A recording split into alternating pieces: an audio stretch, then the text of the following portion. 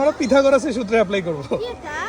এটা হলো লম্ব, লম্বের পাশে একটা স্কোয়ার, এটা ভূমি, ভূমির পাশে একটা স্কোয়ার। তা আমরা দেখব লম্বের পাশের স্কোয়ারটা আর ভূমির পাশের স্কোয়ার, এই দুটো স্কোয়ারকে যোগ করলে অতিভুজের পাশের স্কোয়ারটা মেলে কিনা। তো লেটস ডু ইট। আমরা ফার্স্টে ভূমির পাশের স্কোয়ারটাকে বসাই দিচ্ছি। ওকে ফাইন, আমাদের ভূমির পাশের স্কোয়ারটা বসা শেষ। এরপরে আমরা লম্বের পাশের যে স্কোয়ারটা আছে সেটা বসাবো। একটা, দুইটা। আচ্ছা আচ্ছা, একদম।